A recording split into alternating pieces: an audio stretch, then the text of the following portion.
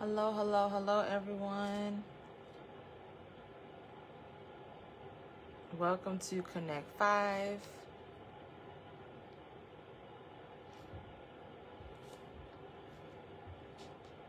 Welcome to Connect 5. Connect 5 is just a live broadcast that we do 5 days out of the week, Monday through Friday, where we share social media, branding, and communications tips. So thanks for all of those who have been joining and who have said that they have enjoyed these Connect 5s. I am Shekinah Walton. I'm the founder of Shekinah Victoria Enterprises, and we specialize in helping small businesses, entrepreneurs, and public figures to be able to build their brand, grow their presence, and better optimize social media so that they can reach a greater audience for impact. And I'm also a certified social media strategist. Some of my clients have been featured in a few news publications. And if you have not subscribed to our email list at ShekinahVictoriaEnterprises.com, you want to make sure you do that because we have a free gift for you where you can be able to receive a free social media guide entitled How to Harness the Power of Social Media. So it actually comes from a presentation that I did last year at a business summit, FaithWorks Network Business Summit, and it has like 20 to 30 slides sharing tips on how you can better optimize and leverage the power of social media. And so it's an awesome resource and it's completely free.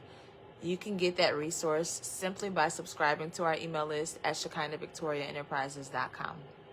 That's all.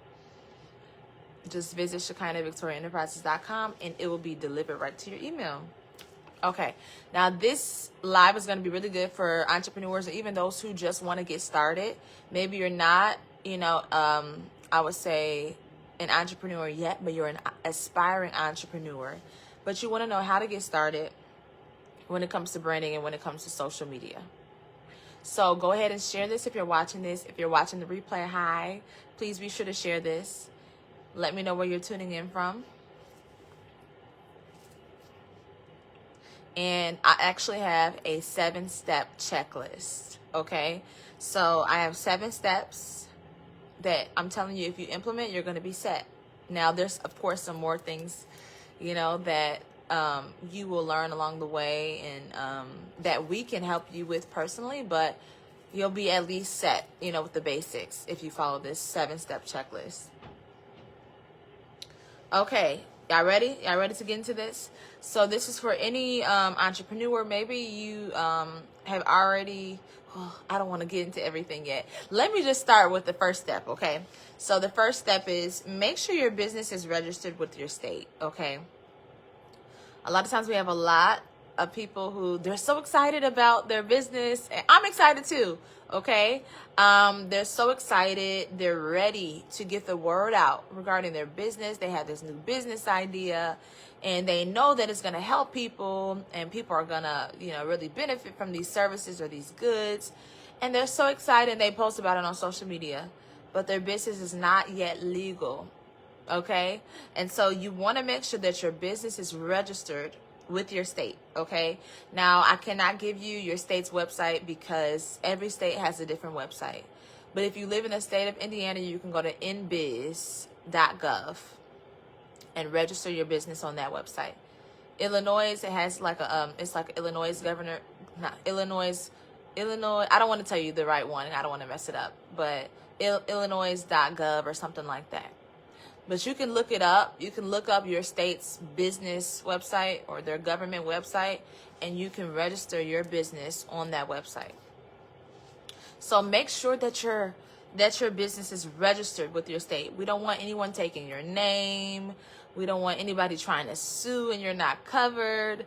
You want to make sure that your business is registered with your state before you just go out and you're like, hey, I got this business idea, okay?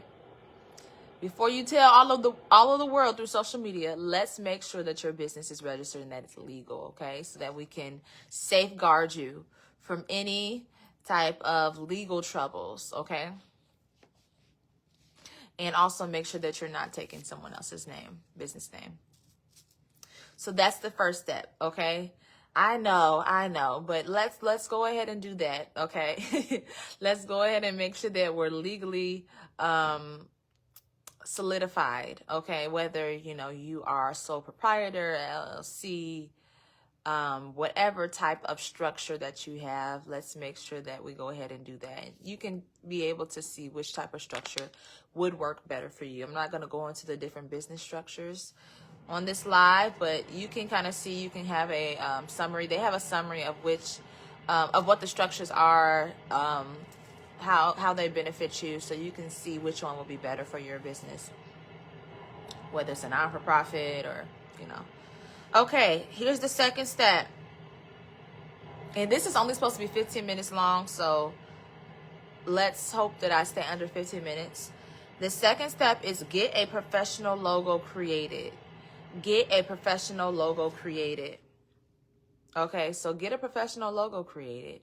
You're going to have to work with a graphic designer. If you are the graphic designer and you are good at what you do, then go ahead and create your own logo, okay? But if you know that that is not your forte, please leave it up to the professionals, okay? Yes, let's do that, okay? So that we can make sure that we have a polished logo, okay? Not nothing that look like, is bootleg, okay? So please work with a professional. If you are the professional yourself and you're vetted, okay, you got the skills to make logos, you've done it before, whatever it may be, then go ahead and do that. But if not, please work with a graphic designer, somebody that is skilled, someone that has experience with creating logos and making sure that it aligns with your values, your brand's personality, your audience, right? But before you can get that professional logo created, you have to be clear on what you represent. As I mentioned, your values. You have to know all of these things. What type of brand personality you have, so that you don't waste your money, okay? Because graphic designers will only create what you want them to create. But if you're not clear and if it's actually not indicative or representative, of your business that you want to have, then you're just going to waste money. And the logo, the branding is not going to clearly epitomize your business. I hope that makes sense. And so you got to make sure you're clear first, okay, before you go out and you get this graphic designer to make this logo for you. We don't want to waste money, right? So make sure you have clarity regarding your logo, not your logo. Make sure you have clarity regarding your business. And even if you have any ideas that you want them to implement, do that. Don't hold back, because this is your logo. This is your branding. Okay. But they will, if they're a good graphic designer, they will guide you and be like, okay, you have this idea, but how about we try this instead? Sometimes you can have an idea and it doesn't really coincide with your business, right? And so we want to make sure everything coincides, flows, and so there's a fluidity. Yeah. Okay. So yeah, your graphic designer should be able to help give your logo the brand identity that it needs. So they should be skilled in color psychology, or even you should be researching color psychology so that you can know which colors you want to use and which will represent your business and will align with the industry that you're in. Okay, third step. Y'all ready? Third step. Okay, I'm not about to rap, nor am I about to sing, but I wanted to make that catchy. Okay, third step. So after that, you need to define who your target audience is, who your buyer persona is, okay? This includes, the age range. It can also include, like if you have a specific demographic that you are focusing on. It includes, okay, where does our ideal client shop at, or what platforms are they on? Does that make sense? And so you have to be able to define who your target audience is, who your buyer persona is, right? Because this will help you to determine which platform, and I'm going into the fourth step now, So the fourth step is after you define who your audience is, right? What they're thinking, how they think, you know, what stores they shop at, all of that good stuff, right? Then you want to decide which platforms they are on, which platforms your audience is on, okay? And you want to only start with 2 or 3. So it's so many different social media platforms. Please don't start with like trying to be on 5 and 7. That's a lot, especially when you're starting off. You know, I recommend starting with 2. You know, if you have the capacity, you can do 3. But even 2 is a lot, okay? Hey there, Evangelist Shaw. So you want to decide which platforms your buyer persona is on. Start with only 2 first, or 3 if you have the capacity. No more than that, because it can be a lot trying to personalize your content, personalize, you know, everything that you do for that specific platform. Trust me, we know. I know. Okay, here's the 5th step. So after you've done all those steps, then you want to create a business page, okay, on that platform, not a personal page. I find it interesting when I see businesses send me a friend request on Facebook. You want to have a business page, not a personal page, okay? We don't want, you know, to be sending out friend requests from our personal page, but we're actually a business. So you want to make sure it's a business page, it's in professional mode, whatever it may be, depending on the platform. Because that comes with certain privileges and certain, features that personal pages don't have, right? And we also want to make sure we're in compliance with Facebook standards, Instagram standards, whatever platform standards. So create that business page, okay? And if you need help, they have a guide. You can look it up, how to create a business page on whatever platform. Use Google, okay? The 6th step is make your logo your profile picture, okay? Now, you would think that would be easy, but sometimes it's not. You know, make your logo your profile picture. Hopefully it's optimized and the resolution is good enough for it to be your profile picture. And then have a clear bio that depicts what you do, okay? So that there's no confusion, so that when people go on that page, they know, okay, this is exactly what you do. This is what you offer. So there's no confusion. Okay, remember a confused possible or potential consumer is not a consumer at all. Okay, they'll just go somewhere else where they can find clarity and, you know, where they can readily understand what someone is offering. Okay. Last step, this is step number 7. So then post content that aligns with your business goals and informs, gives value. And then the second thing is connects and engages. Okay, so remember when we're posting on social media, it should have 2 purposes. 1, to inform or give value. And then the second step is to connect and engage. Okay, so that's where we have the 80-20 rule. Some of y'all are like, what is 80-20 rule? Like, what are you talking about? 80% of your post should be informing and giving value. 20% of your post should be, wait. Sorry, y'all. Sorry. I mixed that up. So 80% of your post should be informing, giving value, connecting, and engaging. Okay. Then 20% should be selling, should be promoting. Okay. So 80% should be informing, giving value, connecting, engaging with your audience, right? Then the 20% should be selling, promoting, all that other stuff.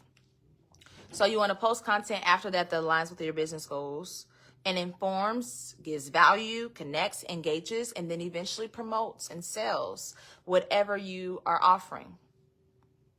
And make sure you have a clear CTA, which is just a clear call to action. So what do you want people to do?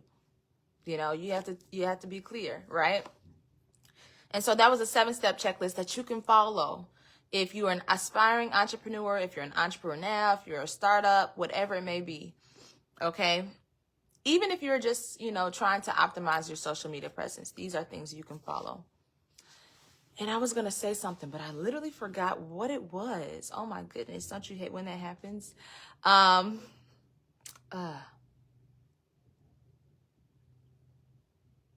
Yeah, I'm sorry, you all forgot. But that concludes this live. Be sure that you share this if you have not, because I believe that this will help someone. We talked about what you can do when you're first starting off as a business, as an entrepreneur, as a small business owner, as an aspiring entrepreneur. I gave a 7-step checklist that you can follow. Okay, so go back through this if you have any questions or if you missed some of the live. And if you have not, be sure to subscribe to our email list at ShekinahVictoriaEnterprises.com, where you can receive your free gift entitled How to Harness the Power of Social Media. It's a free social media guide. Okay. So I hope that you all enjoyed this. I hope that I share really good value, that you can implement it. If you do, let me know how it goes, okay? And I'll see you all. Today's Friday, right? Today's Friday. So we will be back on Monday for our next Connect 5, okay? Around 8 a.m. Central Standard Time. And I pray that you all have an amazing weekend. I'm Shekinah, the founder of Shekinah Victoria Enterprises, and I'll see you next week. Bye-bye.